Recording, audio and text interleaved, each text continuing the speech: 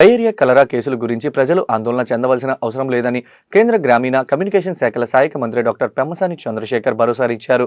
జిల్లా వైద్యారోగ్య శాఖ ఇప్పటికే యుద్ధ ప్రాతిపదికన సహాయ చర్యలు చేపట్టిందని వివరించారు. డయేరియా కలరా బాధితులకు గుంటూరు ప్రభుత్వ ఆసుపత్రుల్లో మెరుగైన వైద్య సేవలు అందిస్తున్నామని వివరించారు. గుంటూరు జిల్లా కలెక్టరేట్లో జీఎంసీ డిఎంహెచ్ఓ అధికారులతో శుక్రవారం కేంద్ర సహాయక మంత్రి పెమ్మసాని చంద్రశేఖర్ సమీక్ష సమావేశం నిర్వహించారు. అనంతరం ఆయన మీడియాతో మాట్లాడుతూ గుంటూరు కార్పొరేషన్ పరిధిలోని డయేరియా కలరా కేసులు పెరగకుండా చర్యలు తీసుకుంటున్నామని అన్నారు. ప్రజలు కూడా తగిన జాగ్రత్తలు తీసుకోవాలని సూచించారు. ఈ సమావేశంలో జిల్లా collector Tameem Ansariya, joint collector Ashutosh Srivatsa, నగర కమిషనర్ పులి శ్రీనివాసులు పాల్గొన్నారు. దాదాపు 10 నుంచి 11 లక్షల జనాభా ఉన్నారు. వీరికి అందించేటువంటి వాటర్ క్లీన్ వాటర్ అయి ఉండాలి. ఆ వాటరు తాగే వాళ్ళు కూడా ఒక నమ్మకంతో తీసుకునే విధంగా ఉండాలి. అయితే ఇప్పుడు ఈరోజు ఈ వర్షాలు పడటం వల్ల కొన్ని డయేరియా కేసెస్ వచ్చినాయి.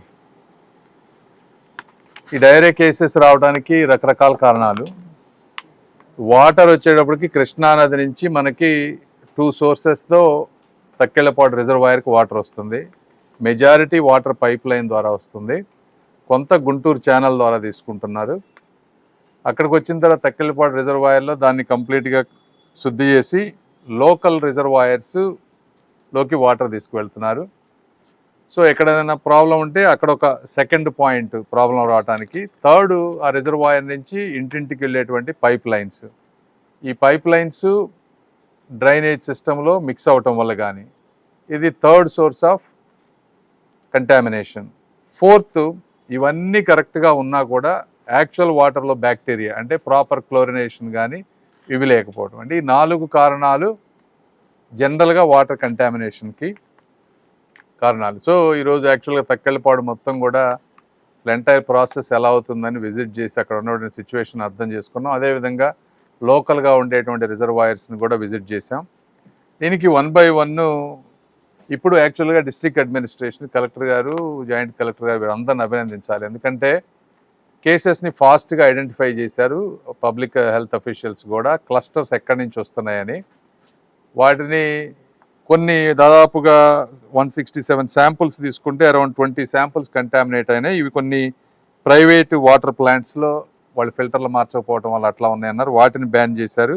అక్కడక్కడ కొన్ని పానీపూరి సెంటర్స్ దగ్గర ఇవి ఉన్నాయన్నారు. వాటిని కొంచెం కంట్రోల్ చేశారు. సో ముందు ఇమీడియట్ ప్రాబ్లం అయితే ఫిక్స్ చేశారు. అయితే లాంగ్ టర్మ్లో ఇది 1 year బ్యాక్ కూడా ఇదే విధంగా జరిగింది ఇంతకుముందు ఉన్నటువంటి గవర్నమెంట్లో కూడా. దీనికి కారణాలు రకరకాలు. ఒకటి, ప్రాపర్గా ఈ రిజర్వాయర్స్ మెయింటైన్ చేయడానికి కావాల్సినటువంటి ఇన్ఫ్రాస్ట్రక్చర్ ఫండింగ్ ఒకటి.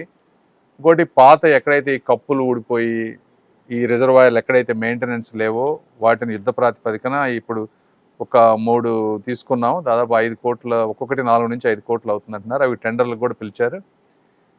దాదాపు 15 కోట్లు పెట్టి చుట్టుపక్కల ప్రాంతంలో అవన్నీ కొంచెం ఓల్డ్ అయిపోయిన వాటన్నిటిని రీబిల్డ్ చేస్తాం. అదేవిధంగా ఈ పెద్ద రిజర్వాయర్ల దగ్గర కొన్ని వీడియో కెమెరాలు పెట్టి మ్యాండేటరీ స్టాండర్డ్ ఆపరేటింగ్ ప్రొసీజర్స్ ఉన్నాయి. యాక్చువల్గా ఉన్నా కూడా అవి ఎఫెక్టివ్గా ఇంప్లిమెంట్ అవ్వట్లేదు.